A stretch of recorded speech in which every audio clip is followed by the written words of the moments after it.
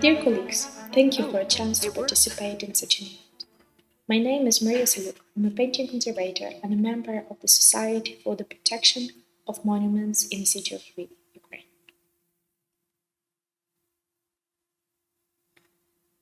The history of Russia's attempted invasion of Ukraine does not begin in 2022 or even in 2014. For centuries, Russia has tried to conquer Ukrainian lands, people, appropriate its history and heritage. Ukrainian relics such as icons and ancient books have been exported for centuries, both during the times of Peter I, Catherine II, and during the Soviet occupation, then positioned as assets of Russian culture. The Ukrainian history and language are being reinterpreted as Russian or even eliminated altogether. Ukrainian cultural figures were shot and taken to concentration camps, and some were later even appropriated as Russian, such as Malevich, Huinji, Gogol, etc. The history of the culture of Skiffs, Kiev Rus, and Cossacks was attempted to be attributed to the Russian context. At the beginning of the full-scale invasion in 2022, it was obvious that an important target for Russia was precisely this historical and cultural heritage of Ukraine. Nobody was truly ready for the hybrid war in the 21st century in the center of Europe that forced us to quickly search for solutions and strategies for the protection of monuments. This presentation is about the first responses, basic, but such important measures in the first days and weeks of the full-scale invasion that were carried out in the city of Lviv, a historical area of which is a monument of world importance under the protection of UNESCO. If museum, archival, or library institutions had at least some recommendations on necessary measures in war conditions, then such objects as sacred buildings unfortunately were completely unprepared for such a threatening military situation. To arrive at a coherent, swift strategy of action, the Lviv Society of the Protection of Monuments held daily conciliums from the start of the invasion. We discussed strategies not in weeks or months, but in days and hours, and all actings in these first most difficult days were carried out at the personal expense of the society members. We identified the key priority objects requiring intervention, quickly agreeing to the best methods to perform this intervention, and discussed where to obtain the tool, materials, and other resources needed to preserve these objects. Having weighted the potential threats, we came to the conclusion that one of the most endangered elements of cultural heritage within Lviv are in particular stained glass windows. The historical area of Lviv is a home to a number of churches decorated with stained glass of exceptional artistic and historical value. Among them, in our opinion, most endangered were the stained glass windows of the Church of Assumption the Virgin Mary. Located in the immediate vicinity to the Lviv Regional State Administration building, its administrative function, making it a significant target for Russians. The stained glass windows in this church, which overlook the administration building, could be completely destroyed by blast wave. Based on these considerations, a decision was made to urgently close these stained glass windows with protective shields. On February 27, all the necessary materials were purchased at the expense of the Monument Protection Society, and on February 28, work began on installing protective sheets on the stained glass windows. Based on limited resources available to us, we used OSB boards. Such boards have good resistance to bad atmospheric conditions, is durable, and even if it would break from the blast wave, the fragments are less dangerous for both people and animals. In comparison, for example, with fragments of wooden boards or beams. These OSB boards were not mounted directly on the frames of the stained glass windows, but on external forged medieval grills that are built into the wall structure.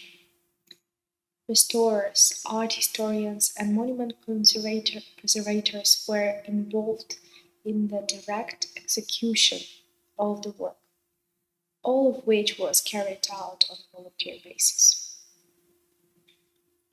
Each object containing stained glass windows was considered individually.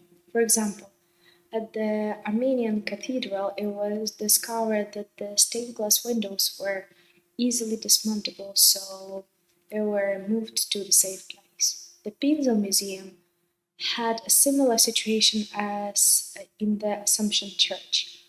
The OSB panels rested on the built-in grille on the windows. The issue of protecting the stained glass windows in the Catholic cathedral was a big challenge. In this Gothic building, the stained glass fill the window opening over 10 meters high, and there were no grills. But at this time, the Lviv community began to respond very actively to our actions to protect the monuments.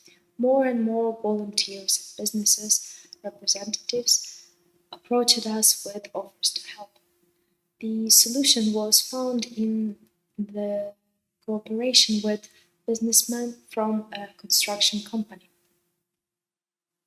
In order to protect the stained glass windows of this Gothic building, were covered with the sandwich panels that had an excellent combination of strength, lightness, and durability.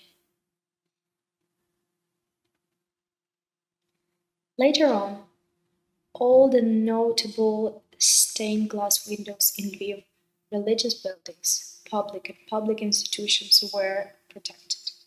At the same time as protecting stained glass windows, we began work on protecting the stone sculptures that decorate the squares and streets of Lviv, the surrounding churches and the courtyards.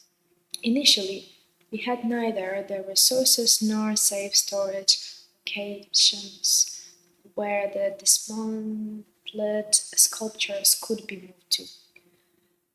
Consequently, for preventative protection of such sculptures, it was decided to wrap them with the protective film covering.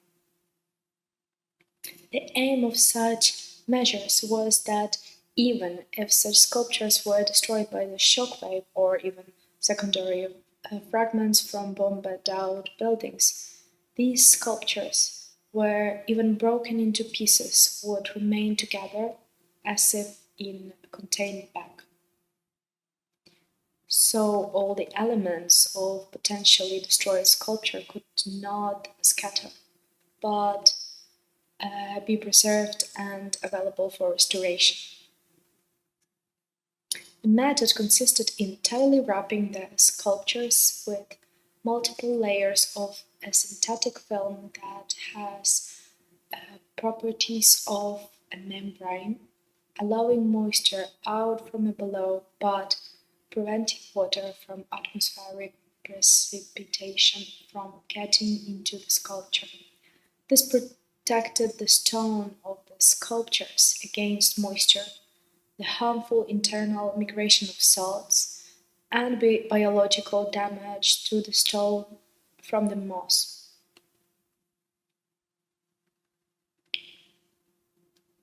To reduce mechanical damage to the sculptures in the event of a fall or explosion, The next layer after the membrane film was a layer of mineral wool, which was covered with the same film again on top, protecting the mineral wool from precipitation.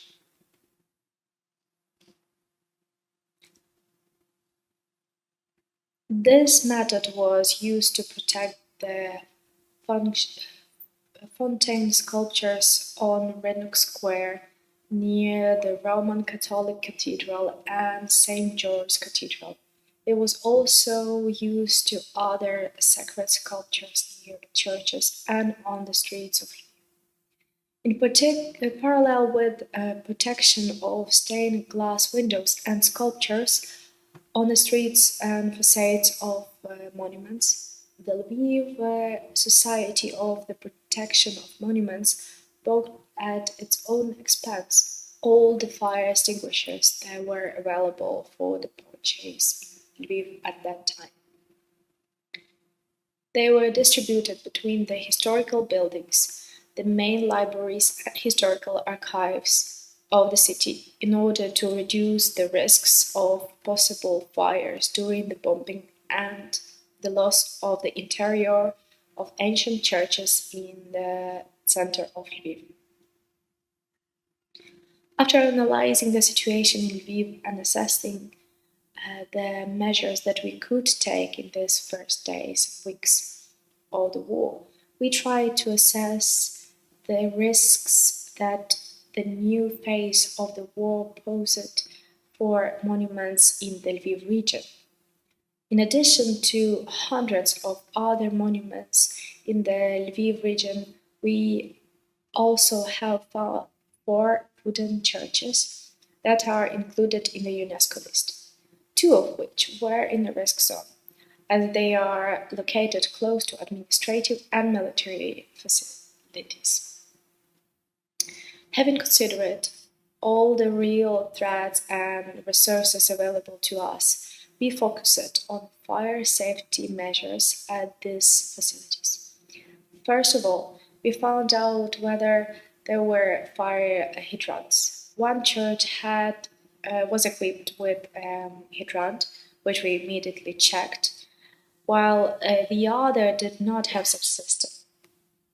To improve the situation, we purchased the motor pump and water tanks for 8 cubic meters, which would allow us to extinguish the fire before the fire brigade arrived. We placed the motor pump and water tanks not far from the church, so that it would be convenient to extinguish the fire if necessary. Also, to speed up dissemination of recommendations for the care of wooden sacral structures, we created a brochure, instructions and recommendations for the potential protection of sacral cultural heritage sites in wartime. This small method included short theses on the work on documenting movable and immovable monumental elements of these sacral sites, measures for their preventive protection in the event of fire, bombing, unauthorized access, as looting, and other emergency measures. We also continued to conduct regular inspections of all protected facilities.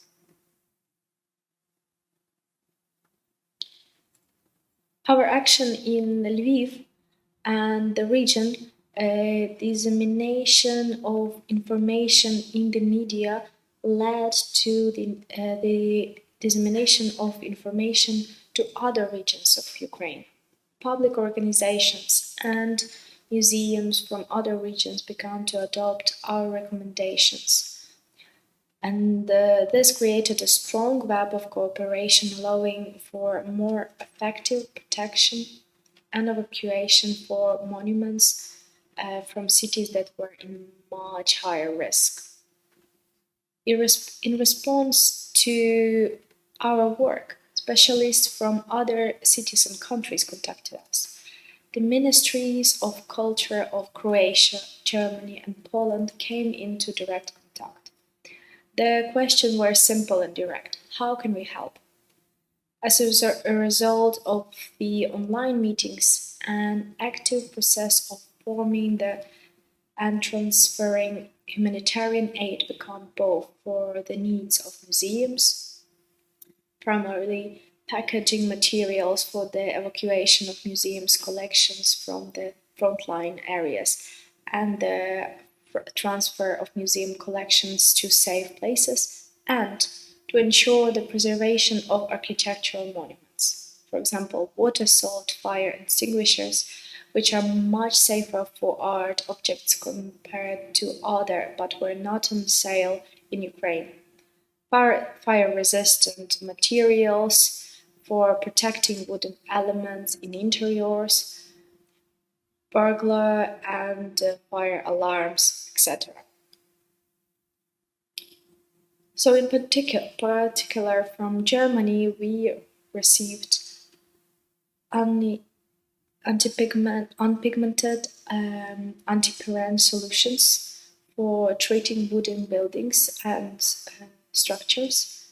In Ukraine, fire retardants are sold only pigmented ones for marketing treated wood, which, with the assistance of our friends from the United States, Mr. Yuri Yanchishin and Miron Stachiv, water salt fire extinguishers arrived to Ukraine. From Croatia, boxes for evacuation, fragile works of art and paintings, packaging materials, and such more. A separate report could be made on international aid and cooperation.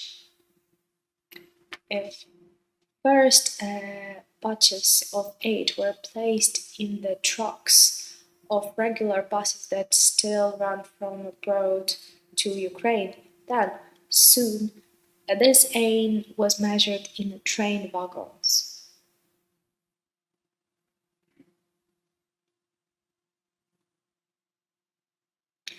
Along with material assistance, scientists and monument conservators from abroad actively shared their own experience of rescuing cultural heritage sites in time of war and emergencies.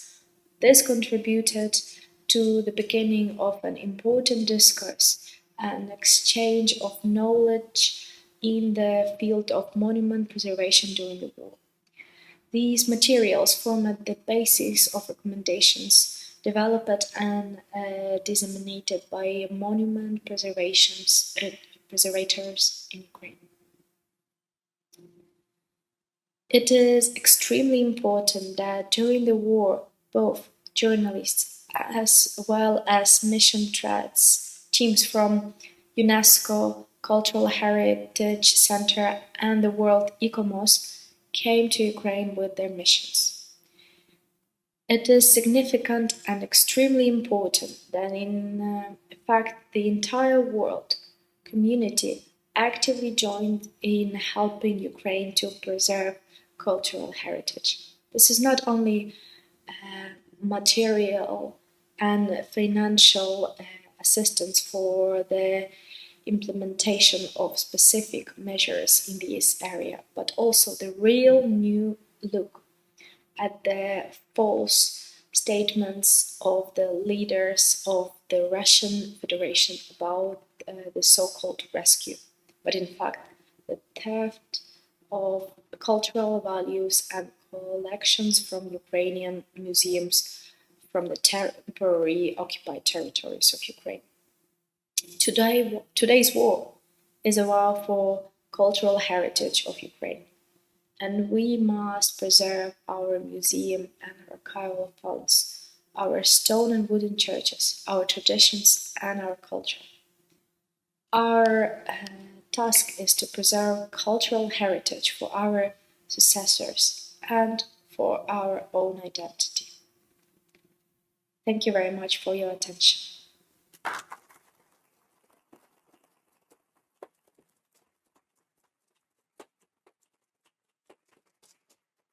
Thank you. I believe Mariya is online. I'm not sure. So if anyone has any questions, we'll proceed in the same way, and she can type answers in. Thank you for that really interesting talk. Something that I never really thought of, I guess, was unpigmented fire extinguishers. Can you talk a little bit more about that? Maybe share some of the information you found or how you found out that information, and if you could share or we can get in contact with you about those specifications or manufacturers, that would probably be super helpful as well, because I'm not sure that's something we think about in historic houses in the US very frequently. And if anyone else has any information about that, please find me. I actually had the same question and comment, and while we're waiting for her to respond, if there is anyone in the audience who has more information about these pigmented foams, please comment. Come up to the microphone. Has she answered yet? No, Okay. still waiting. I know that in our second set of talks, Christopher Cameron will be talking, and he and I had a discussion about potentially doing a session on fire protection for next year. So I'm going to put that as a note in the back of my mind to bring up with him later. So thank you. Any other questions or comments?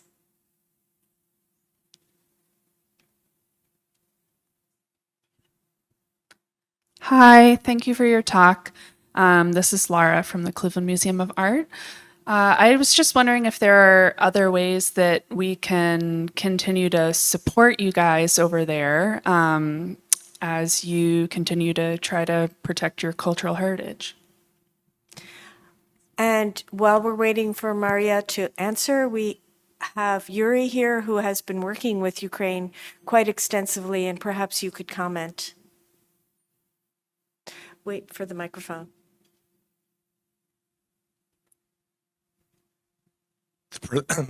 Good evening, or I should say good morning, everyone. The preservation of Ukraine's cultural heritage is, in fact, not just a project for Ukrainians themselves, but it is a project of outreach to all of us as conservators here in the West. So there are many, many initiatives that are in play, and specifically, I'm going to be speaking of them within the next hour or so. But just in general, they involve education, which means specifically establishing relationships with Ukrainian conservators to broaden their knowledge base, to be able to acquire the instrumentation that many of us here in the West almost take for granted. That is lacking in Ukraine, both the knowledge base as well as the instrumentation. So if you can facilitate in some manner the implementation of those goals, that would be great. I will be speaking about specific initiatives that began beginning of the war, where an attempt was made to involve all of AIC and IIC conservators to establish relationships with conservators in Ukraine, which was not as successful as we would have hoped to have been, for the simple reason that there is such an incredible language barrier. That language barrier to this day is still in play, so it becomes necessary to, in many ways, overcome that through one's own personal initiative. Thank you.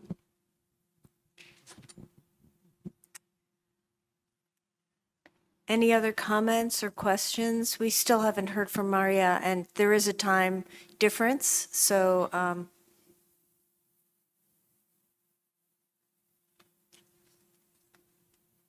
Hi, my name is Emily Loomis, and I also have done some work with Ukraine through the International Council on Archives, and I've also was part of Blue Shield at the international level, and then now on the U.S. level. But one of the other ways to get involved is through the international community, through ICOM, ICOMOS. The difficulty in archives and in museums is the archives is in a different sector and not under the Ministry of Culture.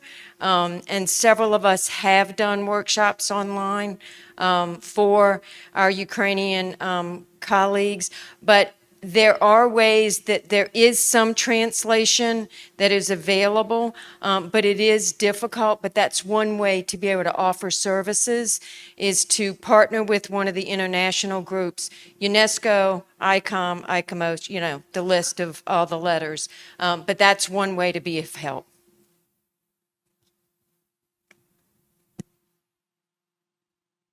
Other comments, questions? I think we'll have to wait and contact Mariya by email after this session and convey your questions and comments and hopefully and support for the situation there. We're about ready for a coffee break now, and there's food and coffee available here. I think it'll probably be taken away before the next session, but I hope you'll come back for our next 3 talks, which will be in person, and then you'll join us for further discussion during the luncheon. Thank you.